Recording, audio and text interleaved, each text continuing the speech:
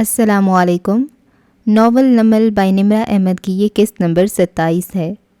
باب نمبر 12۔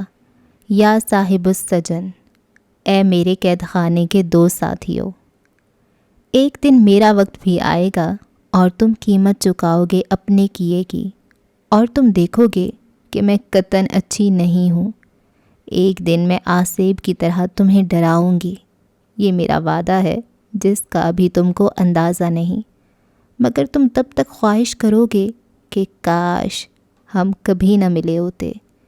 ایک دن، کیونکہ میں کبھی نہیں بھولوں گی، اور تمہیں رحم کے لیے گڑ گڑاتے کوئی نہ سن پائے گا، کیونکہ ابھی تو تم نے کچھ نہیں دیکھا۔ سو غور سے سنو، ایک دن تم جواب دو گے اپنے اعمال کا، بس انتظار کرو اور دیکھو، اور تب تم جانو گے میرے خاندان کو نقصان پہنچانے کے بعد کیا ہوتا ہے۔ ایک دن میں تمہیں ڈھونڈ لوں گی، مجھے پرواہ نہیں کہ اس میں کتنی دیر لگتی ہے یا مجھے اس کے لیے کیا کیا کرنا پڑتا ہے، کیونکہ میں کبھی اپنا وعدہ توڑا نہیں کرتی۔ سعدی یوسف کی گمشدگی کے 5 گھنٹے بعد۔ آج صبح چھوٹا باغیچہ ویران پڑا تھا، سورج کی تپش نے سارے پھول جھلسا دیے تھے۔ اندر لاؤنج میں ندرت کے رونے کی آواز سب سے اونچی تھی، وہ چہرہ جھکائے نفی میں سر ہلاتی روئی جا رہی تھی۔ ہم اس کو ڈھونڈ لیں گے، یہ میرا آپ سے وعدہ ہے۔ فارس ندرت کے گھٹنے پہ ہاتھ رکھے ان کو تسلی دے رہا تھا، اس کی آنکھیں رت جگہ کے باعث سرخ تھیں اور چہرے پہ تکان تھی۔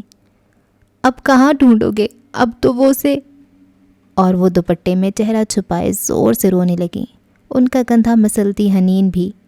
امی خود کو سنبھالیں، کہتی پھر سے رونے لگی تھی۔ سیم سر گھٹنوں میں دیے کارپٹ پہ بیٹھا تھا، سامنے بڑے ابا گردن گرائے خاموش آنسو گرا رہے تھے۔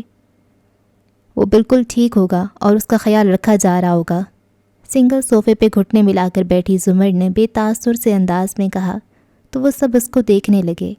وہ اب بھی اسی طرح گم سم چپ سی تھی۔ تمہیں کیسے پتا؟ ابا نے سر اٹھائے بغیر گیلی آواز میں پوچھا۔ کوئی بھی بلیٹ انجری مہلک نہیں تھی، اگر انہوں نے اسے مارنا ہوتا تو پہلی دفعہ میں مار دیتے، یا پھر جیسے نکال کر لے گئے ہیں اسی طرح آپریشن ٹیبل پہ مار دیتے۔ ان کو وہ زندہ چاہیے، اس لیے وہ اس کا خیال رکھیں گے۔ مگر کون ہے وہ؟ بھائی نے کسی کا کیا بگاڑا تھا؟ حنین نے بے بسی سے روتے پوچھا۔ زمر نے ہلکے سے کندھے اچکائے۔ مجھے نہیں پتا، اور اٹھ کھڑی ہوئی، پرس اٹھایا، چابیاں نکالیں۔ حنین نے تحیر سے اسے دیکھا۔ آپ کہاں جا رہی ہیں؟ زمر نے جواب دیے بنا اسٹریپ کندھے پہ ڈالی، موبائل بیگ میں رکھا۔ فارس نے اس کی طرف نظریں اٹھائیں۔ میں جا رہا ہوں تھانے، آپ مت جائیے۔ میں گھر جا رہی ہوں۔ کسی سے نگاہ ملائے بنا وہ مڑ گئی۔ حنین کی آنکھوں میں صدمہ اترا۔ آپ بڑے ابا، امی، سب کو اتنی تکلیف میں چھوڑ کر جا رہی ہیں؟ زمر کو عقب سے اس کی آواز آئی، مگر وہ قدم قدم آگے بڑھتی رہی۔ حنا نے بے دردی سے آنکھیں رگڑیں۔ ٹھیک ہے، جائیے، ہمارا بھائی جیے یا مرے، آپ کو کیا فرق پڑتا ہے؟ آپ نے تو ویسے بھی 4 سالوں سے کوئی تعلق نہیں رکھا تھا۔ زمر کی قدم لمحے بھر کو تھمے، پھر وہ آگے بڑھ گئی۔ حنین، کم از کم اس وقت لڑائی مت کرو، وہ خفگی سے ٹوکتا اٹھا۔ حنا نے صرف ملامتی نظروں سے اسے دیکھا اور رخ پھیر گئی۔ امی گھٹا گھٹا سبھی تک رو رہی تھیں، اور بڑے ابا کے ضعیف چہرے پہ آنسو ہنوز ٹپک رہے تھے۔ وہ اب کسی کو نہیں ملے گا، میری امید کھو گئی ہے، وہ دکھی دل سے کہہ رہے تھے۔ جو خیال تھے نہ قیاس تھے، وہی لوگ مجھ سے بچھڑ گئے، جو محبتوں کے احساس تھے وہی لوگ مجھ سے بچھڑ گئے۔ اس نے انیکسی کا دروازہ کھولا تو اندر سناٹا تھا۔ وہ سیزر چہرے اور ویران آنکھوں کے ساتھ اندر داخل ہوئی، پھر لکڑی کے زینوں پہ قدم رکھتی چڑھتی گئی۔ ایک ہاتھ ریلنگ پہ تھا، دوسرے میں پرس اور خاکی لفافہ تھام رکھا تھا۔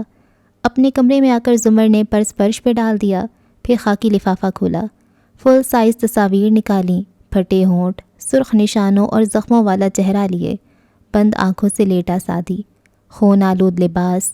زمر نے ایک کے بعد ایک تصویر سامنے کی۔ اس کی بھوری آنکھیں اس لڑکے کی بند آنکھوں پہ جمی تھیں، خشک بھوری آنکھیں۔ پھر یکایک ان میں پانی بھرا، اتنا کہ وہ ڈبڈبا گئیں اور آنسو چہرے پہ تیزی سے لڑکنے لگے۔ اس نے زور سے وہ تصویریں سامنے دیوار پہ دے ماریں اور پھر گھٹنوں کے بل بیٹھتی چلی گئی، چہرہ جھکائے، مٹھیاں فرش پہ رکھے۔ وہ ایک دم بلک بلک کر رونے لگی تھی۔ کیوں اللہ کیوں؟ روتے روتے اس نے گیلا چہرہ اٹھا کر چھت کو دیکھا۔ کیا اتنے سالوں سے اس لیے بڑا کیا تھا کہ کوئی آئے اور گولی مار کر چلا جائے؟ کیا ہم اپنے بچوں کو اس لیے بڑا کرتے ہیں کہ آپ کی دنیا میں کوئی قانون نہیں، کوئی انصاف نہیں؟ اس نے زمین پہ بیٹھے بیٹھے چہرہ بیڈ پہ رکھ دیا۔ دائیں گال پہ آنسو لڑکتے دکھائی دے رہے تھے۔ میں نے اسے کہا تھا کہ میں اس کا خیال رکھوں گی، کئی سال پہلے جب ہم کالام میں تھے، ایک چشمے کے کنارے۔ اس نے مجھ سے پوچھا تھا کہ اس کا کوئی بھائی نہیں تو اس کا کیپر کون ہوگا؟ میں نے کہا میں ہوں گی۔ 2 سال بعد سیم پیدا ہوا، مگر اسے تب بھی پتا تھا کہ اس کی کیپر زمر ہوگی، ہمیشہ اس کا خیال رکھے گی، مگر میں اس کا خیال نہیں رکھ سکی، میں اسے نہیں بچا سکی۔ کیوں اللہ کیوں؟ وہ سسکیوں سے روئے جا رہی تھی۔ میں اب پہلی کی طرح آپ سے بات نہیں کرتی، میں ویسے دعا نہیں مانگتی، کیونکہ مجھے لگتا تھا میرے پاس کھونے کو کچھ نہیں بچا، مگر ایسا نہیں تھا، میرے پاس سعدی تھا۔ ماتھا بیڈ سے ٹکائے وہ پھوٹ پھوٹ کر روتے کہہ رہی تھی، کیسے کسی نے اس کو گولی مار دی؟ کیسے اس کو اتنی تکلیف تھی؟ اللہ کوئی جانور کو بھی ایسے نہیں مارتا، وہ تو پھر انسان تھا۔ وہ بولتی جا رہی تھی اور روتی جا رہی تھی۔ میں نے 4 سالوں سے تعلق نہیں رکھا، میں نے 4 سال ضائع کر دیے، میں کہاں سے وہ وقت واپس لاؤں؟ پلیز میرے ساتھ یہ مت کریں۔ سر بیڈ کنارے سے لگائے وہ بچوں کی طرح روئے جا رہی تھی۔ کتنے لمحے بیتے، سورج کتنا تیز ہوا معلوم نہیں۔ وہ اسی طرح بے خبر سی روتی گئی، یہاں تک کہ دروازہ دھیرے سے کھٹکا، پھر کھلا۔ چوکھٹ میں کھڑے فارس نے اندر دیکھا تو ساری پولیس فوٹوگرافز بکھری نظر آئیں اور وہ زمین پہ بیٹھی، بیڈ کے کنارے پہ سر رکھے رو رہی تھی۔ نیچے رکھا اس کا موبائل مسلسل زوں زوں کر رہا تھا۔ زمر، وہ دھیرے دھیرے قدم اٹھاتا قریب آیا، آنکھوں میں تکلیف لیے زمر کو دیکھا۔ مجھے اکیلا چھوڑ دو۔ اس نے چہرہ اٹھایا، نہ آنسو پونچھے، بس آپ جناب کا تکلف بھی آج ختم کیا۔ نہیں چھوڑ سکتا، وہ بہت ہلکا سا بولا تھا، پھر جھک کر اس کا موبائل اٹھایا۔ بصیرت صاحب کا فون ہے۔ مجھے تنہا چھوڑ دو فارس۔ وہ چہرہ اٹھا کر اسے متنفر نظروں سے دیکھتی ایک دم چلائی، جب بھی تم ہماری زندگیوں میں آتے ہو کچھ نہ کچھ غلط ہو جاتا ہے، ہر چیز ہمیشہ تمہاری وجہ سے ہوتی ہے۔ وہ چپ چاپ کھڑا دکھ سے اسے دیکھے گیا۔ مجھے نہیں پتا اسے کس نے مارا، لیکن اگر اس کا کوئی دشمن بنا ہے تو صرف تمہاری وجہ سے۔ تم نے ایک پڑھنے لکھنے والے بچے کو جیل کچہری اور عدالتوں کے چکر میں دھکیل دیا، تم نے اس کو پتہ نہیں کتنوں کا دشمن بنا دیا۔ مجھے تمہاری شکل سے بھی نفرت ہے۔ ملامت سے اسے دیکھتی، وہ اونچا اونچا کہتی پھر سے رونے لگی تھی۔ فارس خاموشی سے اس کے ساتھ اکڑوں بیٹھا اور گھٹنوں کے گرد بازو پھیلائے، پھر گردن گھما کر اسے یاسیت سے دیکھا۔ مجھے پتہ ہے اس کے دشمن میری وجہ سے بنے ہیں، میں نے اسے کہا تھا کہ میرے لیے غلط چیزوں میں انوالو مت ہونا، مگر وہ ہوا، میں جیل میں تھا، اسے نہیں روک سکتا تھا۔ وہ بدقت بول رہا تھا، اس کے انداز میں شدید تکلیف تھی۔ تم ایک ہی دفعہ ہماری زندگیوں سے چلے کیوں نہیں جاتے؟ تمہاری وجہ سے ہم اور کتنا نقصان اٹھائیں گے۔ خدا کی قسم میرا دل چاہتا ہے تمہیں جان سے مار دوں۔ دکھ پہ اب غصہ غالب آنے لگا۔ وہ اس سے 3 فٹ کے فاصلے پہ اکڑوں بیٹھا تھا۔ ان الفاظ پہ بھی چہرے پہ کوئی غصہ، کوئی تلخی نہ ابھری، بس تکان سے اسے دیکھے گیا۔ آپ جو کرنا چاہتی ہیں میرے ساتھ کر لیں، میں آپ کو نہیں روکوں گا۔ بے فکر رہو۔ زمر نے تلخی سے سر جھٹکا۔ میں تمہارے ساتھ کچھ نہیں کروں گی، مجھے تم سے شادی بھی نہیں کرنی چاہیے تھی، مگر خیر۔ اس نے ہتھیلی سے آنکھیں رگڑیں۔ میں نے اس سے وعدہ کیا تھا کہ میں تمہیں نقصان نہیں پہنچاؤں گی، اور میں اپنے وعدے پورے کیا کرتی ہوں۔ ساتھ ہی ملامتی نظروں سے اسے دیکھا۔ تم یہ مت سمجھنا کہ تم بچ جاؤ گے، ایک دفعہ میں سعدی کو ڈھونڈ لوں، پھر میں تم سے بھی حساب لوں گی، اس ایک ایک زخم کا جو تم نے میرے خاندان کو دیا ہے۔ آپ کو مجھ پہ غصہ ہے اور آپ تکلیف میں ہیں، میں بھی ہوں، مگر یہ پہلی دفعہ نہیں ہے جب مجھے یہ کہا گیا ہے کہ ہسپتال جاؤ، کیونکہ تمہارے خاندان کا کوئی فرد گولیوں سے بھون دیا گیا ہے۔ وہ اس کو دیکھتے ہوئے تکلیف اور دقت سے بولا تو گلے میں گولا سا اٹکنے لگا، مگر اس نے نگل لیا۔ لیکن میں آپ کی طرح رو نہیں سکتا، میں رونا نہیں چاہتا، میں اس ایک ایک شخص کو جس نے میرا خاندان تباہ کیا ہے، ڈھونڈ کر اس کی چمڑی ادھیڑنا چاہتا ہوں۔ اب کہ اس کی آنکھوں میں درشتی ابھری اور گردن کی رگیں کھنچتی ہوئی دکھائی دیں، زمر نے ایک تیز نظر اس پہ ڈالی۔ مجھے کچھ مت سناؤ، مجھے تم سے کوئی بات نہیں کرنی، اور رخ موڑ لیا۔ گیلی آنکھیں پھر سے رگڑ کر صاف کیں۔ مگر میں چاہتا ہوں کہ آپ میری بات سنیں، شادی سے برابر کا رشتہ ہے ہمارا، ٹھیک ہے آپ کا کچھ زیادہ ہوگا، مگر اس وقت ہمیں آپس میں لڑنے کی بجائے ایک ساتھ مل کر اس کو ڈھونڈنا ہوگا۔ اتنی توانائی مجھ پہ خرچ مت کرو، میں اسے ڈھونڈ لوں گی اور میں ہر اس شخص کو ڈھونڈوں گی جو اس میں انوالو تھا، اور پھر دنیا دیکھے گی میں اس کے ساتھ کیا کرتی ہوں۔ مگر یہ تمہاری بھول ہے فارس کہ میں اس سب میں تمہیں اپنے ساتھ رکھوں گی۔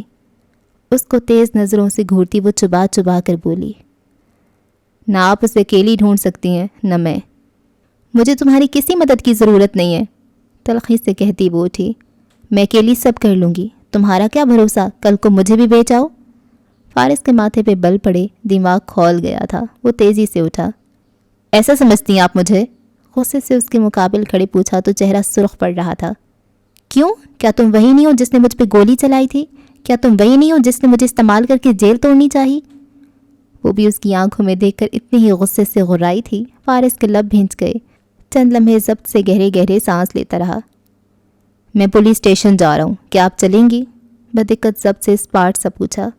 ہاں، زمر نے نفی میں سر جھٹکا اور زمین پہ گرا موبائل اٹھایا۔ یہ ساری پولیس انہی لوگوں کے ساتھ ملی ہوئی ہے، یہ جتنی ناکہ بندیاں کرا لیں اس سے نہیں ڈھونڈ پائیں گے۔ ساتھ ہی موبائل پہ مسڈ کالز دیکھ رہی تھی۔ اس کی ناک اور آنکھیں ہنوز گلابی تھیں اور آنسو پھر سے بہنے لگے تھے۔ فارس کے چہرے کا اسپاٹ پن قدرے کم ہوا۔ مجھے پتہ ہے پولیس ملی ہوئی ہے، بے فکر رہیے، ان میں سے ایک ایک آفیسر کا وقت آئے گا، اور جانے کے لیے مڑا۔ تبھی زمر نے فون کان سے لگایا۔ جی بصیرت صاحب۔ وہ چوکھٹ میں ٹھہر گیا، مڑا نہیں۔ وہ کب میں فون پہ کہہ رہی تھی، آواز کو نارمل کرتے ہوئے۔ آپ کا بہت شکریہ، نہیں ابھی تک تو کچھ پتہ نہیں چل سکا، میں تھوڑی دیر میں گھر سے نکلوں گی پھر دیکھوں گی۔ اچھا۔ وہ رک کر سننے لگی، پھر ہنسی، تلخ سی ہنسی۔ فارس نے چونک کر گردن موڑی۔ مجھے اسی قسم کے آرڈر کی توقع تھی، مگر یہ کافی جلدی آ گیا۔ نہیں، مجھے اب اس سے فرق نہیں پڑتا، آپ کا شکریہ۔ موبائل رکھ کر اس کی نگاہیں اٹھی تو فارس اسی طرف دیکھ رہا تھا۔ کیا ہوا؟ مجھے ایڈوکیٹ جنرل نے بغیر وجہ بتائے معطل کر دیا، اب میں پروسیکیوٹر نہیں رہی۔ اتنی ہی تلخی سے بولی۔ کیا؟ فارس کو حیرت کا جھٹکا لگا۔ مگر اس طرح کی معطلی غیر قانونی۔ اچھا ہی ہوا۔ زمر نے زکام زدہ ناک سے کوڑتے شانے اچکائے اور الماری کی طرف بڑھ گئی۔ یہ وہ پہلی غلطی ہے جو ہمارے دشمنوں نے کی، اس سے انہوں نے مجھے یہ بتا دیا کہ وہ بارسوخ لوگ ہیں۔ یہ ان کی پہلی چال تھی۔ بساط بچھا دی گئی ہے اور کھیل شروع ہو چکا ہے۔ اب وہ دیکھیں گے کہ ان کا مقابلہ کس سے ہے۔ تلخی سے بڑبڑاتی وہ الماری میں ہینگر الٹ پلٹ کرنے لگی۔ فارس کا ذہن ایک لفظ میں اٹک گیا۔ ہمارے دشمن؟ کیا اس کو خود بھی احساس نہیں ہے کہ اس نے میرے یا سعدی کی بجائے ہمارے کہا؟ اور اس ساری پریشانی، اذیت اور صدمے کی کیفیت کے باوجود ایک ہلکی سی مسکراہٹ اس کے لبوں پہ رینگ گئی۔ پھر وہ سر جھٹک کر باہر نکل گیا۔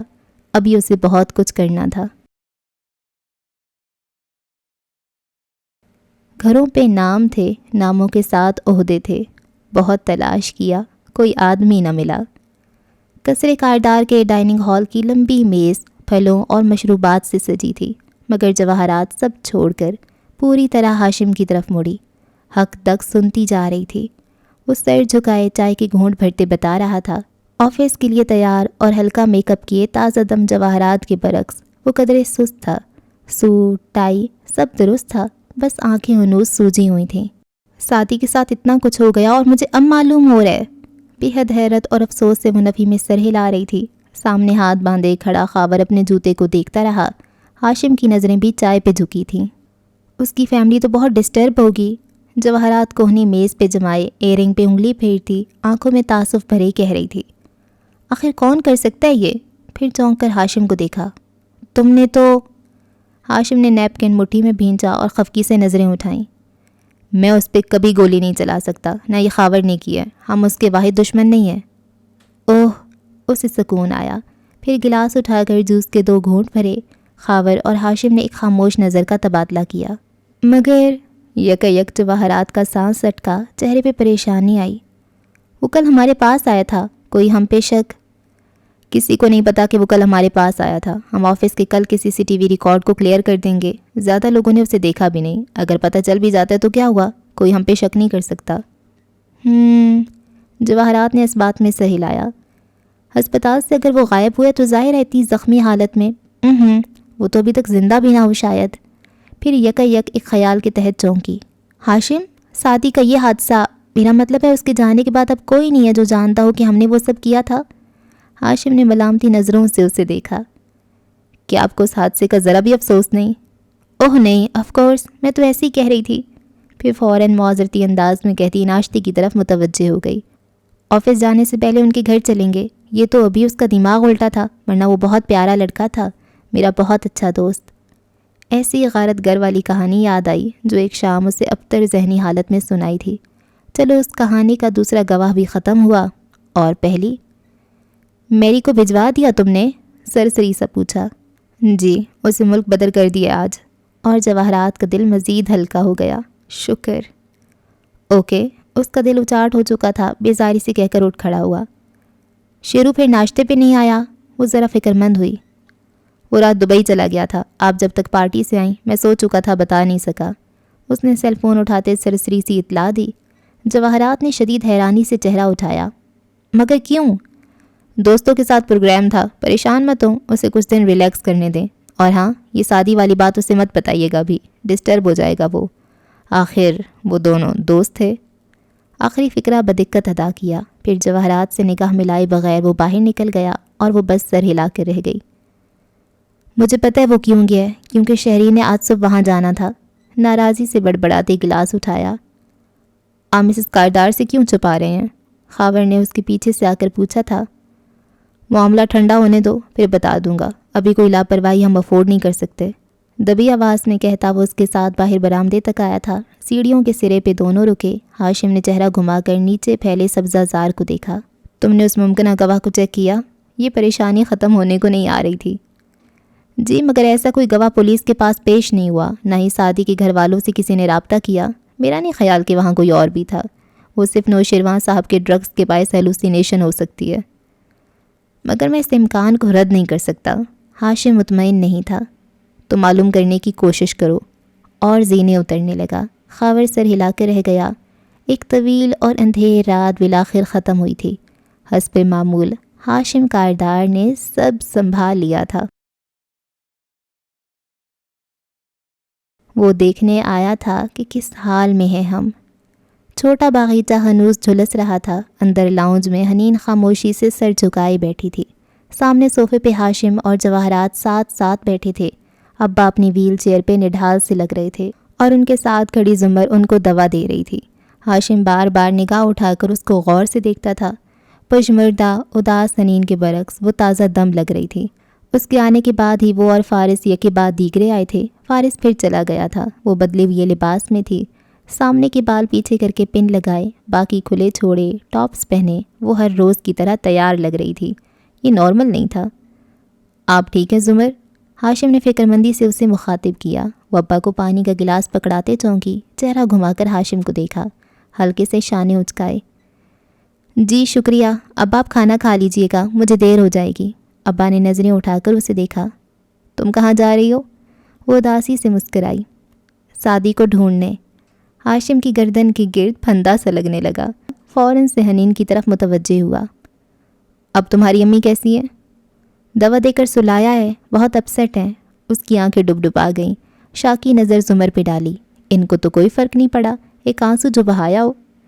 زمر ابا کو دوسرے کمرے میں لے گئی. جب واپس آئی تو وہ کہہ رہا تھا, آپ لوگوں نے مجھے کیوں نہیں فون کیا؟ میں ہوتا تو دیکھتا کس طرح کوئی اسے لے کر جاتا ہے. وہ خفا ہوا تھا. جواہرات نے تعصب سے اس کا ہاتھ دبایا. اسے پتہ تھا وہ سعدی کے لیے کیا جذبات رکھتا تھا. ہاشم ٹھیک کہہ رہے, سعدی اس کا دوست تھا. آپ کو ہاشم کو بلانا چاہیے تھا. ہاشم کو بلانے سے زمر اور حنین دونوں نے ایک دوسرے کو دیکھا. کچھ یاد آیا. ہاشم, کیا آپ نے سعدی کو بتائی تھی ایگزام والی بات؟ زمر نے بغور اس کے چہرے کو دیکھتے پوچھا تو ہاشم نے چونک کر حنا کو دیکھا. وہ بھی سانس روکے اسے دیکھ رہی تھی. کون سی بات؟ جب ایگزام میں حنا نے. Okay ma'am prosecutor. ہاشم نے ہاتھ اٹھا کر روکا. میں اس بارے میں بات نہیں کر سکتا. اٹرنی کلائنٹ پریویلیج کے تحت یہ میرے اور حنین کے درمیان ہے. اگر آپ کو کچھ جاننا ہے تو حنین سے پوچھ لیں۔ میں سب جانتی ہوں، صرف سعدی کو بتانے کے متعلق پوچھا ہے۔ میں ایسا کبھی بھی نہیں کر سکتا۔ وہ اتنے اعتماد سے بولا تھا کہ حنا کی آنکھیں مزید بھیگیں۔ اس نے زمر پہ دیکھا والی جتاتی نظر ڈالی۔ جواہرات بھی اسی اعتماد سے گردن اکڑائے بیٹھی رہی۔ زمر البتہ مشکوک نظروں سے ہاشم کو دیکھ رہی تھی۔ ہوا کیا تھا؟ بھائی کو کل کسی نے بتایا تھا، یہ نہیں پتا کہ کس نے۔ کیا تم نے اپنی کلاس فیلو سے پوچھا؟ مجھے وہاں بہت سے لوگوں نے آتے دیکھا تھا۔ او ہاں، حنین کو یاد آیا، نائمہ کا بھائی سعدی بھائی کا دوست ہے، شاید اسی نے بتایا ہو۔ اور تم نے سب سے پہلا شک مجھ پہ کیا۔ ہاشم مسکرایا۔ حنین کو ڈھیر ساری شرمندگی نے آن گھیرا۔ اہم، یہ کس بارے میں بات ہو رہی ہے؟ جواہرات نے باری باری ان کے چہرے دیکھے۔ ہاشم نے ایک غیر اہم سی بات تھی، جانے دیجیے کہہ کے موضوع بدل دیا۔ زمر باہر نکلی تو باغیچے کے گیٹ کے ساتھ اسامہ کھڑا اداسی سے دھوپ کو دیکھ رہا تھا۔ صبح اب دوپہر میں تبدیل ہو رہی تھی۔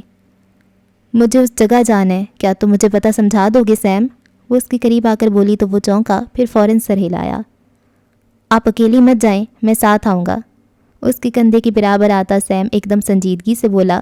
زمر ہلکا سا مسکرائی، پھر اس کی کوہنی تھام لی اور وہ دونوں ساتھ ساتھ چلنے لگے۔ ماموں بھی ادھر گئے ہیں، جگہ کا نام لیے بغیر اس نے بتایا تو وہ ہلکا سا چونکی تھی۔ جیسے ہی وہ زیر تعمیر گھر قریب آیا، زمر کے قدم بھاری ہوتے گئے، چہرے کی رنگت زرد پڑتی گئی، آنکھوں میں نمی ابھری جس کو اس نے اندر اتار لیا۔ اللہ مجھے صبر دینا، کچھ دیر کے لیے ہی صحیح۔ گیٹ کے سامنے جب وہ رکی تو آنکھوں میں کرب کی جگہ افسوس نے لے لی۔ اس نے ادھر ادھر گردن گھمائی۔ پولیس نے اتنی جلدی کرائم سین دھو دیا؟ غصہ بھی اس نے اندر دبا لیا۔ وہاں چند لوگ اور پولیس اہلکار دکھائی دے رہے تھے۔ اس نے پورچ میں قدم رکھا تو سیم کی کوہنی زیادہ سختی سے بھینچ لی۔ سامنے فرش پہ چاک زدہ خاکہ بنا تھا جدھر سعدی گرا ملا تھا۔ اپنی گلابی پڑتی آنکھیں اٹھائیں تو گھر کے اندرونی حصے میں وہ کھڑا نظر آ رہا تھا۔ اس کی زمر کی جانب پشت تھی اور وہ اینٹوں کی برہنہ سیڑھیوں کے پاس آدھا جھکا کچھ دیکھ رہا تھا۔ وہ چھوٹے چھوٹے قدم اٹھاتی آگے آئی، فارس سے فاصلہ رکھا، رخ پھیر کر کھڑی، ارد گرد نگاہیں دوڑانے لگی۔ ادھر کیا ہے ماموں؟ سیم اس کی طرف گیا تو وہ چونک کر پلٹا تو دیکھا وہ اس کی طرف پشت کیے کھڑی تھی۔ فارس نے ایک خاموش نظر اس پہ ڈالی، پھر سیم کو قریب آنے کا اشارہ کیا۔ یہاں 2 گولیوں کے نشان ہیں اور ایک گولی اس دیوار میں بھی لگی ہے۔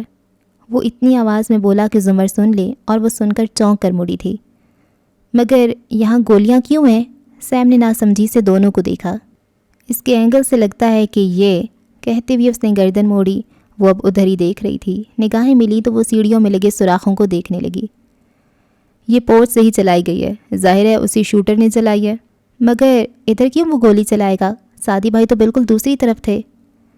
شاید اس کا نشانہ برا تھا، فارس نے سرسری سا تبصرہ کیا۔ یا شاید یہاں کوئی اور بھی تھا، وہ ہلکا سا بڑبڑائی۔ آپ کیسے کہہ سکتی ہیں کہ کوئی اور بھی تھا؟ وہ چونکا۔ زمر نے جواب نہیں دیا، بس گردن موڑ کر دوسری طرف دیکھنے لگی۔ سیم نے بے چینی سے اسے دیکھا۔ پھپھو، آپ کو کیسے پتا؟ میں نے ابھی معلوم کیا تھا کہ پولیس کو کس نے کال کی، کیونکہ سعدی کو بروقت ہسپتال پہنچایا گیا تھا تو وہ سیم کو بتانے لگی۔ آواز بلند رکھی۔ فارس اسے غور سے دیکھتے ہوئے سننے لگا۔ تو معلوم ہوا کہ ہمسائے میں سے کسی نے کال کی تھی اور پتہ سمجھایا تھا، مگر جب پولیس آئی تو یہاں زخمی سعدی کے سوا کوئی نہ تھا اور ہمسائے میں۔ زمر نے ادھر ادھر گردن گھمائی۔ سارے گھر تو ابھی زیر تعمیر ہیں، یعنی کہ وہ شخص جس نے پولیس کو کال کی اس واقعے کے وقت یہیں تھا۔ زمر نے نگاہیں پھیر کر فارس کی آنکھوں میں دیکھا۔ تھی، کال کرنے والی کوئی لڑکی تھی اور وہ مڑ گئی۔ اسے جاتے دیکھ کر سیم پیچھے لپکا۔ پھپھو، کیا ہمیں یہاں اور نہیں کچھ تلاشنا چاہیے؟ مثلاً کوئی نشانی، کوئی ثبوت، کوئی فنگر پرنٹ؟ سب دھل کر تباہ ہو چکا ہے سیم، ہمیں اس کو وہیں ڈھونڈنا ہے جہاں وہ کھویا تھا۔ وہ جیسے صرف یہ جگہ دیکھنے آئی تھی، کسی اور چیز کی امید نہ تھی۔ سیم اور وہ ساتھ ساتھ جلدی واپس آئے تھے۔ فارس چند قدم پیچھے تھا۔ سیم اندر چلا گیا اور وہ ابھی باغیچے کے دہانے پہ تھی جب اس نے عقب سے پکارا۔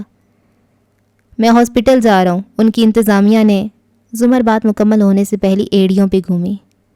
ان کی انتظامیہ نے پولیس کو نامکمل CCTV فوٹیجز دی ہیں، میں جانتی ہوں، اور یہ بھی جانتی ہوں کہ مکمل فوٹیجز کیسے نکلوانی ہیں، اور وہ میں نکلوا لوں گی۔ آپ اپنے کام سے کام رکھیے، میرے راستے میں مت آئیے۔ سرد سپاٹ سے کہتی وہ واپس مڑ گئی تو فارس نے ایک تعصف آمیز سانس لے کر سر جھٹکا اور گھر کی طرف بڑھ گیا۔ فارس جیسے ہی اندر گیا، ہاشم باہر آتا دکھائی دیا۔ مجھے بتائیے میں کیا کر سکتا ہوں آپ کے لیے؟ وہ سینے پہ بازو لپیٹے کھڑی باغیچے کے جھل سے پھول دیکھ رہی تھی جب وہ عین سامنے آ کھڑا ہوا۔ آپ کا شکریہ، ضرورت پڑی تو بتا دوں گی۔ ہاشم نے بس سر کو خم دیا، چند لمحے کی خاموشی چھائی رہی۔ یہ کون کر سکتا ہے؟ مجھے نہیں معلوم مگر ہو جائے گا، ہاشم نے تھوک نکلا۔ جس وقت سعدی کو گولی لگی اس وقت مڑ کر گھر کو دیکھا جہاں ابھی وہ اندر گیا تھا۔ فارس کہاں تھا؟ زمر نے چونک کر اسے دیکھا اور پھر گھر کو۔ کیا مطلب؟ کیا یہ عجیب بات نہیں ہے کہ آپ کے خاندان میں ایک بڑی ٹریجڈی ہوئی تھی جس کے باعث وہ جیل گیا تھا، اور پھر جب وہ جیل سے نکلتا ہے تو ایک اور ٹریجڈی ہو جاتی ہے؟ سرسری انداز میں کہتے وہ زمر کی آنکھوں میں دیکھ رہا تھا۔ زمر پلک بھی نہ جھپک سکی۔ وہ اس کا بھانجا ہے ہاشم، جیسے وارث اس کا بھائی تھا اور زرتاشا اس کی بیوی تھی۔ زمر نے آنکھیں سکیڑ کر قدرے تعجب سے اسے دیکھا۔ فارس کا سعدی والے واقعے میں کوئی ہاتھ نہیں ہے، وہ اس وقت کہیں اور تھا۔ اوہ کم آن زمر، ہاشم نے بیزاری سے ہاتھ چہرے کے آگے جھلایا۔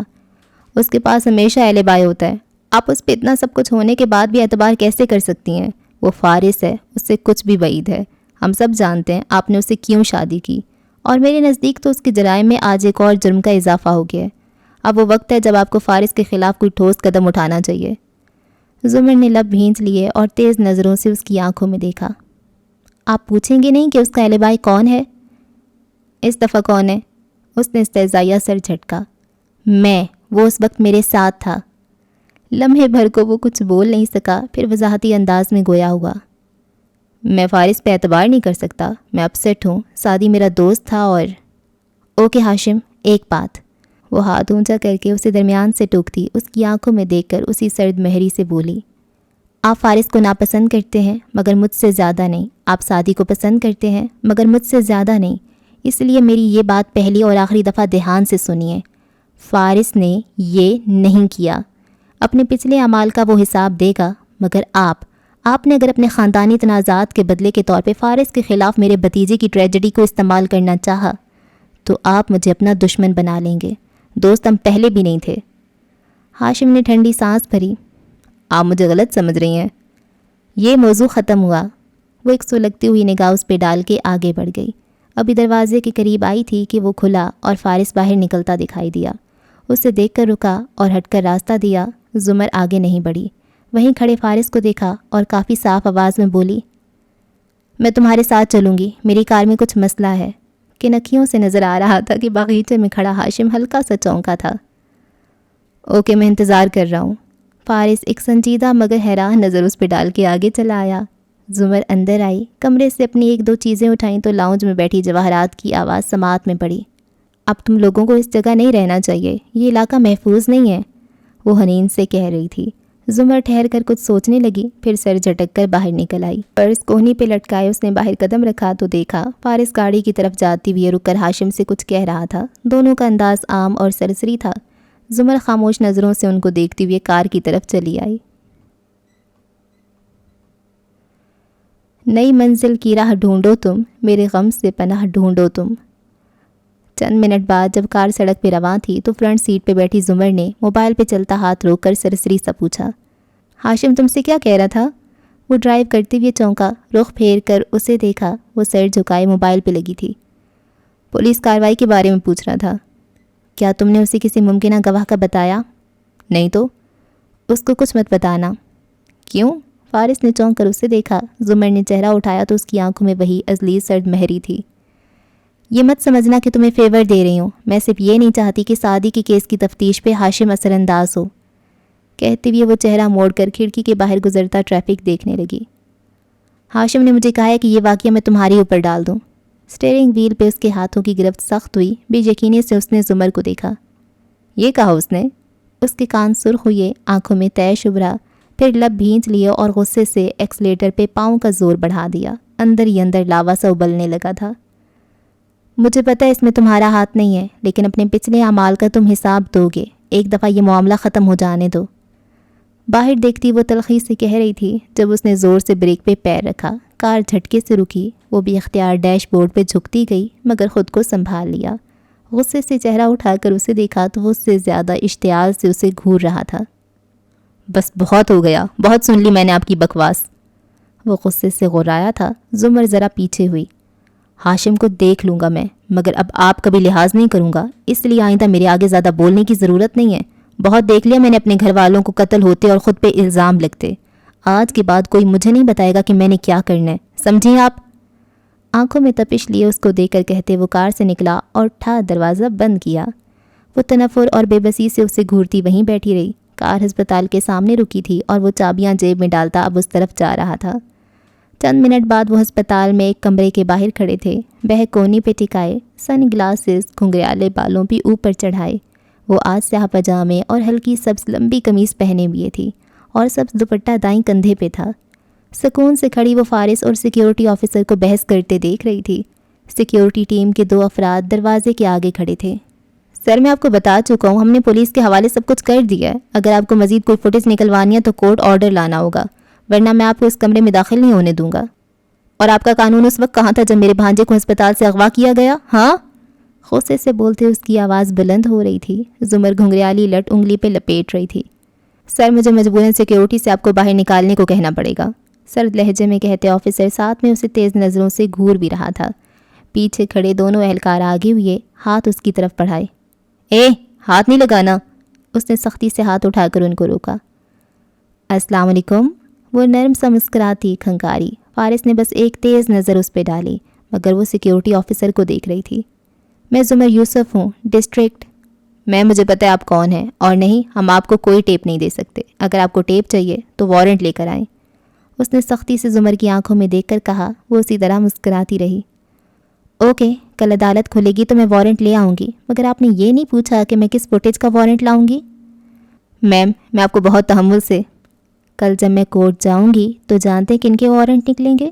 16 مارچ کا، جب ایک ممبر قومی اسمبلی کی نوکرانی کا اللیگل ابارشن آپ کے ہاسپٹل میں ہوا تھا۔ 27 جنوری کا، جب آپ کے وارڈ سے 2 نومولود بچے غائب ہوئے تھے، اور آپ کے فارمیسی کے ریکارڈز کا سرچ وارنٹ بھی، جہاں پچھلے 3 مہینے میں آپ کے خود ساختہ ملٹی وٹامن نے 8 درجن عورتوں کے مبینہ طور پہ مس کیریج کروائے ہیں، اور جہاں تک مجھے معلوم ہے وہ ملٹی وٹامن ابھی مکمل طور پہ اپروو نہیں ہوا۔ سو پتہ ہے کیا آفیسر، یہ ایک اچھا اور بڑا ہسپتال ہے، مگر یہ ایک پرائیویٹ ہسپتال ہے، اور سرکار ایک نجی ہسپتال کے ساتھ کیا کر سکتی ہے یہ ہم دونوں جانتے ہیں۔ سو اب آپ مجھ سے پوچھیں گے کہ مجھے کیا چاہیے؟ ایک سانس میں تیز تیز بولنے کے بعد وہ رکی اور مسکرا کر باری باری ان تینوں کے چہروں کو دیکھا۔ آفیسر انچارج غصے بھری بے بسی سے اسے گھورتا رہا۔ میم مجھ سے پوچھیے آفیسر کہ مجھے کیا چاہیے؟ اس نے ضبط سے گہری سانس لی۔ آپ کو کیا چاہیے؟ جب آپ سامنے سے ہٹ کر مجھے کنٹرول روم میں جانے کا راستہ دیں گے تبھی بتا سکوں گی۔ آفیسر چند لمحے اسے گھورتا رہا، پھر دوسروں کو اشارہ کرتا ایک طرف ہٹا اور دروازہ کھول دیا۔ زمر نے ایک چبھتی ہوئی مگر فاتحانہ نظر فارس پہ ڈالی، جس کے تنے اعصاب ڈھیلے پڑ چکے تھے، اور آگے بڑھ گئی۔ پھر بظاہر انہیں سخت تاثرات کو چہرے پہ طاری کیے وہ اس کے عقب میں اندر داخل ہوا۔ چند منٹ بعد ایک کمپیوٹر اسکرین کے سامنے کرسی پہ موجود CR انچارج فولڈرز کھول کے ان کو مطلوبہ فوٹیجز دکھا رہا تھا۔ زمر اس کی کرسی کے ساتھ کھڑی ذرا جھک کر دیکھ رہی تھی، اور فارس اس کے کندھے کے پیچھے کھڑا تھا۔ 2 لوگ تھے، وہ اسکرین کو دیکھتی ہوئی بڑبڑاتی، جہاں کوریڈور میں 2 ماسک والے وارڈ بوائے اسٹریچر لاتے ہوئے دکھائی دے رہے تھے۔ اسٹریچر پہ لیٹے لڑکے کی اوپر چادر ڈلی تھی، مگر سر سے ذرا سے گھنگریالے بال نظر آتے تھے۔ زمر کے حلق میں آنسوؤں کا گولا پھنسنے لگا، مگر اس نے پلکوں کو جھپک کر نمی اندر دبا لی۔ یہ فوٹیج پولیس کے پاس بھی ہے، یہ نہیں چاہیے۔ فارس نے بیزاری سے آپریٹر کو دیکھا۔ لفٹ کی فوٹیج کہاں ہے؟ آپریٹر نے سر ہلا کر ایک اور فولڈر کھولا۔ تھیٹر میں اسٹریچر لانے سے قبل وہ دونوں لفٹ سے اترے تھے، یہ اس سے پہلے کی ٹیپ تھی۔ لفٹ میں وہ دونوں کھڑے تھے، ان کے سروں پہ سبز ٹوپیاں اور چہرے پہ سبز ماسک تھے۔ دفتن ایک وارڈ بوائے جس کا رخ کیمرے کے عین سامنے تھا، اس نے چھینکنے کو منہ پہ ہاتھ رکھا، پھر چھینک مار کر ماسک ہٹایا، رومال سے منہ صاف کیا اور ماسک درست کر لیا۔ پیچھے کرو، آپریٹر نے پیچھے کر کے روکا اور تصویر کو بڑا کیا۔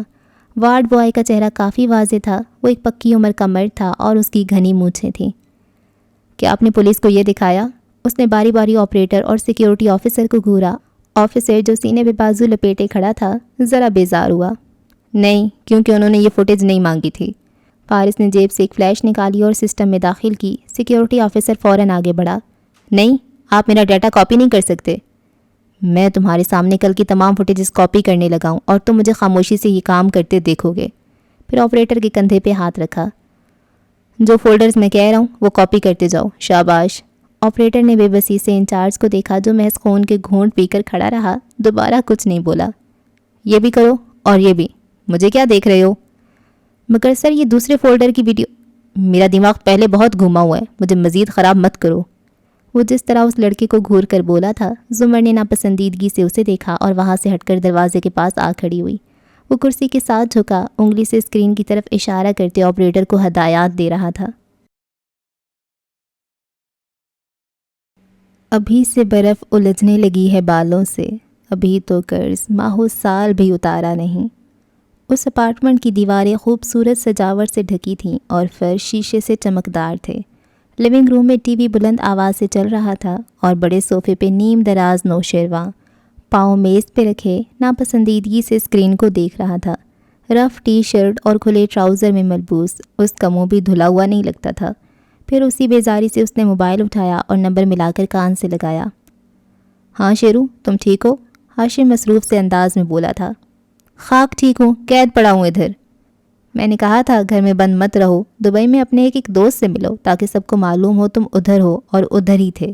جو بھی پوچھے تو کہنا کہ میں اتوار کی رات آیا ہوں, سمجھے؟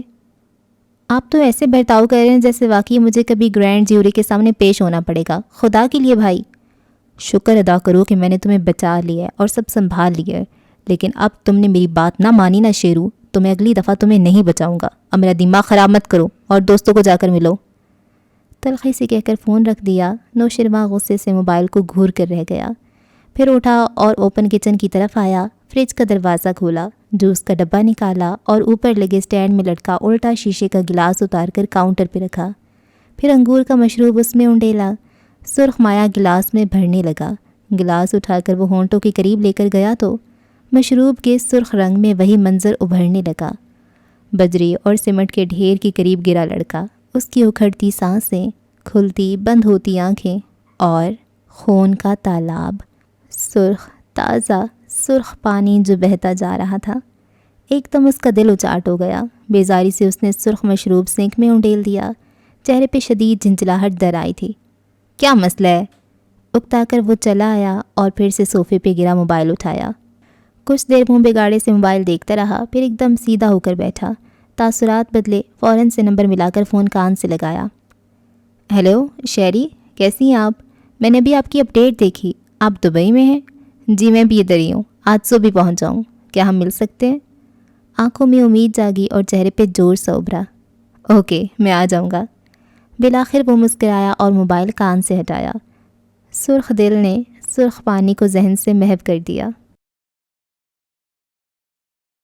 میرے خدا مجھے اتنا تو معتبر کر دے, میں جس مقام میں رہتا ہوں اس کو گھر کر دے. چھوٹے باغیچے کے سامنے کار روکتے ہوئے وہ اس کی طرف دیکھے بغیر بولا. وہ فوٹیج ASP کے حوالے کر دی ہے. وہ کہہ رہا تھا وہ اس آدمی کو پہچانتا ہے, جلد اسے گرفتار کر لے گا. زمر نے کوئی تاثر دیے بغیر پرس اٹھایا اور لاک کھولا. فارس نے نظریں پھیر کر اسے دیکھا. وہ گھنگریالے بال کان کے پیچھے اڑستی اپنی طرف کا دروازہ کھول رہی تھی. میں نے ایک فیصلہ کیا ہے, ان لوگوں کو ادھر نہیں چھوڑ سکتا. اب وہ ہماری طرف رہیں گے. اگر آپ کو کوئی اعتراض ہے تو بھی بتا دیں. سنجیدگی سے کہتی ہوئی اس نے دروازہ کھولا. اگر ابا کو تم ہمارے ساتھ رہنے کے لیے راضی کر لو تو مجھے کوئی اعتراض نہیں. بظاہر اس نے اسپارٹ انداز میں کہا اور آگے بڑھ گئی, مگر چہرے پہ واضح اطمینان اتر آیا تھا, گویا کوئی ان کہی خواہش پوری ہوئی ہو. وہ بنا چاپ کے اندر راہداری میں آئی تو لاؤنج سے آوازیں آ رہی تھیں. فارس صبح کہہ رہا تھا کہ ہم اب اس کے ساتھ جا کر رہیں. ندرت تھکی تھکی سی کہہ رہی تھیں. زمر کے قدم راہداری میں سست ہو گئے کیونکہ حنین آگے سے بہت خفگی سے بولی تھی. ہمارا بھائی کھو گیا تو ہم اتنے بے آسرا ہو گئے ہیں کہ گھر بدر ہو جائیں. شاید وہ پھر سے رونے لگی تھی. تمہیں, اسامہ اور تمہاری امی کو ان کے ساتھ جا کر رہنا چاہیے. یہاں اکیلے تم نہیں رہ سکتے. ابا کی آواز میں بھی تھکان تھی. صبح سے سعدی کو رو رو کر اب سب نڈھال بیٹھے تھے. ماموں پہ بوجھ کیوں بنے؟ آپ اپنے کرایہ داروں کو فارغ کرتے ہیں, ہم وہاں چلے جاتے ہیں. کون سے کرایہ دار؟ وہ جو آپ کے پلاٹ پہ گھر بنا تھا اس میں نئے کرایہ دار آئے تھے. وہ ان کو یاد کروا رہی تھی. زمر نے دیوار سے لگی آنکھیں بند کر لیں. گھر؟ ابا حیران ہوئے. تمہیں کس نے کہا؟ میری فرینڈ کا گھر بھی اسی کالونی میں ہے, اس کی طرف گئی تھی تو دیکھا تھا. وہ پلاٹ تو زمر نے کب کا بیچ دیا حنین, ندرت نے بتایا. چند لمحے کے لیے لاؤنج سے کوئی آواز نہ آئی. راہداری میں کھڑی زمر نے آنکھیں کھولیں. بیچ دیا؟ حنین شاکڈ تھی۔ مگر کیوں؟ اس کو شاید کسی مقدمے کے لیے رقم چاہیے تھی، ندرت نے بے پرواہی سے بتایا، گویا یہ ذکر غیر اہم تھا۔ ابا خاموش رہے۔ مقدمے کے لیے؟ اف بڑے ابا، آپ نے ان کو یوں کیسے کرنے دیا؟ وہ آپ کے لیے ایک سیکیورٹی تھی، ایک سہارا تھا۔ وہ زمر کا تھا۔ حنا کی تلخی سے بھری آواز آئی تھی۔ اور زمر صرف اپنا سوچتی ہے۔ اور پھر غصے سے بولتی اٹھ کر آئی تو وہ راہداری میں کھڑی تھی۔ اسے دیکھ کر ایک دم ٹھہر گئی، نظریں اس کے عقب میں گئیں تو زمر نے بھی چونک کر گردن موڑی۔ فارس بھی پیچھے کھڑا تھا، مگر زمر کے چہرے کے برعکس اس کی آنکھوں میں حنین کے لیے ناراضی تھی۔ بھائی کا کچھ پتہ چلا؟ اس نے بے تابی سے فارس کو مخاطب کیا، مگر اس کے نفی میں ہلتے سر کو دیکھ کر اس کی آنکھیں ڈبڈبائیں اور وہ تیزی سے اپنے کمرے کی طرف بھاگ گئی۔ وہ دونوں ساتھ ساتھ چلتے ہوئے لاؤنج میں داخل ہوئے۔ بڑے ابا اور ندرت دونوں نے بے قراری سے ان کو دیکھا، مگر چہروں پہ لکھی تحریر پڑھ لی اور نگاہیں مایوس پلٹ آئیں۔ وہ سامنے صوفے پہ جا کر بیٹھا، زمر چوکھٹ میں کھڑی رہی۔ میں جاتے وقت آپا کو بتا کر گیا تھا کہ اب آپ لوگ ہمارے ساتھ چل کر رہیں گے۔ اس نے بات کا آغاز ابا کو دیکھتے ہوئے کیا۔ انہوں نے نفی میں گردن ہلائی۔ میں اسی گھر میں ٹھیک ہوں، صداقت ہے میرے پاس۔ ہاں تم باقی سب کو لے جاؤ۔ ایک ہی دن میں وہ کمزور نظر آنے لگے تھے۔ ابا وہ گھر آپ نے مہینے کے آخر میں ویسے بھی خالی کرنا تھا اور یہ جگہ اب رہنے کے قابل نہیں، اس لیے پلیز ضد مت کیجیے اور ہمارے ساتھ چلیں۔ زمر ٹھیک کہہ رہی ہے، اب آپ کا کہیں اور رہنا صحیح نہیں ہے، وہ ابا کو دیکھتے ہوئے کہہ رہا تھا۔ ابا مسلسل انکاری تھے اور ندرت متعامل تھیں۔ فارس، ہم اتنے سارے لوگ کیسے رہیں گے ادھر؟ اتنا چھوٹا نہیں ہے وہ گھر، 3 بیڈ روم ہے، نیچے والا یوسف صاحب اور سیم لے لیں گے، صداقت پورچ کے ساتھ سرونٹ روم میں رہ لے گا، اور اوپر وہ رکا، ایک نظر زمر کو دیکھا، وہ بھی اسے ہی دیکھ رہی تھی۔ اوپر میرا اور زرتاشا والا پرانا کمرہ آپ کے اور حنین کے لیے کافی ہے، باقی ہمارا تو ویسے بھی امی والا کمرہ ہے۔ اب کہ اس نے زمر کو دیکھے بنا سنجیدگی سے بات مکمل کی، دروازے پہ رکھے اس کے ہاتھ کی گرفت سخت ہوئی، ابرو تن گئے، ایک خاموش نظر اس پہ ڈالی، مگر جب بولی تو آواز ہموار تھی۔ سب آرام سے آ جائیں گے، بس آپ چلنے کی تیاری کریں۔ اور مڑتے ہوئے کانوں میں ندرت کی آواز پڑی، میرا بیٹا ہوتا تو ہمیں کبھی یوں نہ جانے دیتا۔ بڑے ابا مسلسل انکار کر رہے تھے اور فارس کچھ کہہ رہا تھا، مگر زمر سنے بغیر آگے چلتی آئی۔ سعدی کا کمرہ خالی پڑا تھا، وہ دیوار سے لگے اس کے بیڈ پہ بیٹھی، جوتے اتار کر پیر اوپر کر لیے اور دیوار سے ٹیک لگا لی۔ آنکھوں میں پانی سا ابھر رہا تھا، جس کو اندر اتارے بنا دیوار سے سر ٹکائے بس چپ چاپ سامنے دیکھی گئی۔ دل خالی تھا، ہاتھ خالی تھے، دنیا خالی تھی۔ اسی دیوار کی دوسری طرف حنین کے کمرے میں بھی ایسا ہی بیڈ لگا تھا، اور وہ بھی اسی دیوار سے لگی اکڑوں بیٹھے سر گھٹنوں پہ رکھے رو رہی تھی۔ دل خالی تھا، ہاتھ خالی تھے، دنیا خالی تھی۔ دونوں ایک ہی بات سوچ رہی تھیں، ہمارا سعدی کہاں ہوگا اس وقت؟ بلند ہاتھ میں زنجیر ڈال دیتے ہیں، عجب رسم چلی ہے، دعا نہ مانگے کوئی۔ اس نے بدقت آنکھیں کھولیں تو دھندلی سی چھت نظر آئی، پلکیں آہستہ سے جھپکیں تو منظر قدرے صاف ہوا۔ سعدی کے چہرے پہ تکلیف ابھری، حسیات جاگنے کے ساتھ درد شدت سے لوٹ آیا تھا۔ وہ ہلکا سا گراہا، پھر گردن موڑی۔ وہ ہسپتال کے بیڈ پہ لیٹا تھا اور اس کے ارد گرد ایک کشادہ اور چمکتا ہوا کمرہ تھا۔ اس نے کوہنے کے بل اٹھنے کی کوشش کی، مگر جسم جیسے جام ہو چکا تھا۔ اذیت کے احساس سے آنکھیں میچ لیں۔ ریلیکس، آرام سے، ایک عورت تیزی سے اس کے قریب آئی تھی۔ سعدی نے مندی مندی سی آنکھیں کھولیں۔ یہ چہرہ وہ اسے پہچانتا تھا، مگر اس وقت ذہن میں نہیں آ رہا تھا کہ وہ کون ہے۔ امی کہاں ہے؟ وہ آنکھیں بند کرتے ہوئے بڑبڑایا۔ آپ کو پانی چاہیے یا کچھ اور؟ کہیں تکلیف ہو رہی ہے؟ آواز، لہجہ سب شناسا تھا، مگر یہ کون؟ اس نے پلکیں جھپکیں، خود پہ جھکی اسمارٹ سی عورت کا چہرہ واضح ہوا، بھورے سنہرے رنگے بال اور سفید جلد۔ میری امی کہاں ہیں؟ اس نے پھر اٹھنے کی کوشش کی، مگر وہ اٹھ نہیں پا رہا تھا۔ آپ کو پانی دوں؟ اب کے سعدی نے الجھن سے آنکھیں سکیڑ کر اسے دیکھا۔ کیا وہ اس کی بات سن نہیں سکتی تھی؟ اس نے پھر اٹھنے کی صحیح کرنی چاہی، مگر کیا شے تھی جو اس کو حرکت نہیں کرنے دے رہی تھی؟ اس کی نگاہیں اپنے بازوؤں تک گئیں۔ دونوں بازو کوہنی سے کلائی تک بیڈ کے ساتھ سٹریپ سے بندھے تھے۔ ایک دم سے ذہن پہ دوائیوں سے چھایا نشہ اور غنودگی اترنے لگی۔ اس نے چونک کر ادھر ادھر دیکھا۔ میں کہاں ہوں؟ بے حد حیرت اور وحشت سے اس نے خود پہ جھکی عورت سے سوال کیا۔ کیا آپ کو پانی چاہیے؟ اس نے اسی نرمی سے پوچھا۔ ذہن میں بکھرے ٹکڑے جڑنے لگے۔ اس عورت کو دیکھتی اس کی آنکھیں سکڑیں۔ میری انجیو کہنے کے ساتھ اس نے بازو زور سے کھینچے، مگر گرفت مضبوط تھی، وہ کسے رہے۔ میں کہاں ہوں؟ وہ سیدھی ہوئی، سینے پہ بازو لپیٹ کر اسے دیکھا۔ آپ کو پانی چاہیے یا نہیں؟ سعدی نے سر تکیے پہ گرا دیا۔ میری کو تکتی اس کی آنکھوں میں زمانے بھر کی حیرت تھی۔ میں کہاں ہوں؟ میرے گھر والے کہاں ہیں؟ مگر میری کاؤچ کی طرف گئی، شاید فون وغیرہ پہ کسی کو اطلاع دی کہ چند لمحے بعد دروازہ کھلا اور قدموں کی چاپ سنائی دی۔ میری امی کہاں ہیں؟ وہ بدقت بول پا رہا تھا۔ تکیے پہ رکھی گردن ذرا موڑی تو دھندلا سا منظر نظر آیا۔ نیلی جینس پہ گھٹنوں تک آتا سفید اوور آل پہنے ایک لڑکی اس کی جانب آ رہی تھی۔ اس کے بال سیدھے اور لمبے تھے، کوہنی تک آتے، اور گردن میں اسٹیٹ پڑا تھا۔ قریب آئی تو چہرہ واضح ہوا، گندمی رنگت اور بڑی بڑی سیاہ آنکھیں، اور ان میں ایک معصوم سا تاثر۔ نرمی سے مسکراتی وہ اس سے انگریزی میں اس کی طبیعت پوچھ رہی تھی۔ میری امی کہاں ہیں؟ وہ اس کو اب کوئی انجیکشن لگا رہی تھی اور ساتھ یہ کی بات دہرائے جا رہا تھا۔ آنکھیں بار بار بند ہو رہی تھیں۔ اندھیرا، پھر روشنی، پھر اندھیرا۔ پھر وہ میری کی طرف گھومی۔ اس کے ہاتھ کھول دو کم از کم، وہ بیمار ہے اور زخمی بھی، اس حالت میں بھاگ کر کہاں جائے گا؟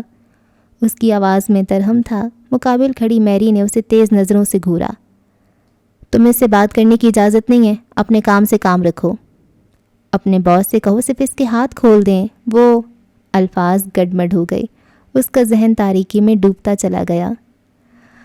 اوکے جی، اس ایپیسوڈ کو یہاں پہ ختم کرتے ہیں، اور شکر ہے سعدی ٹھیک ٹھاک ہے، سلامت ہے۔ اب کہاں ہے وہ نہیں پتا، اور اس سے بھی اچھی بات ہے کہ میری اس کے ساتھ ہے۔ خیر میری کبھی بھی اچھی نہیں تھی، وہ ہاشم کی وفادار ہے، لیکن وہ جواہرات کی تو وفادار نہیں ہے نا۔ جواہرات مطلب دونوں کم از کم بیٹھ کے وہ اس کا جو کیا نام تھا، اورنگزیب، ہاں اورنگزیب کا جو اس نے قتل کیا تھا، دونوں بیٹھ کے وہی سالو کر لیں۔ خیر کیا پتہ کر لیں۔ اور میری پتہ نہیں کیوں مجھے لگتا ہے کہ ہاں شاید اس کی ہیلپ کرے، ہے نا۔ اور بیچاری زمر یار، جب وہ رو رہی تھی تو مجھے رونا آ رہا تھا اتنا۔ اور اب کیا ہوگا آگے؟ ہاشم دیکھے نا کتنا چلاک ہے، وہ اتنا اچھا سا بن جاتا ہے نا ایک دم سے، کہ اگر وہ کوئی بھی ان کو کچھ کلو ملے، کچھ بھی ان کو ملے، تو وہ ظاہری بات ہے ہاشم ساتھ جو ہوگا تو اس سے بھی بات پتہ چل جائے گی، پھر وہ جلدی سے اس چیز کو کور کر لے گا۔ اور کتنا چلا کے کہہ رہے ہیں ہاں فارش نہیں کیا ہوگا، وہ اس کا کوئی علی بائی بھی ہوگا۔ کہتی ہے ٹھہر ذرا، حوصلہ رکھ، میرے ساتھ تھا۔ تو اب کیونکہ یہ ایک پورا پلاٹ اس نے تو یہ پلان نہیں کیا ہوا تھا نا، اس لیے، ورنہ اگر وہ پلان کرتا نا سعدی کو مارنے والا، تو وہ فارس کے اوپر ہی سارا ملبہ گرا دیتا۔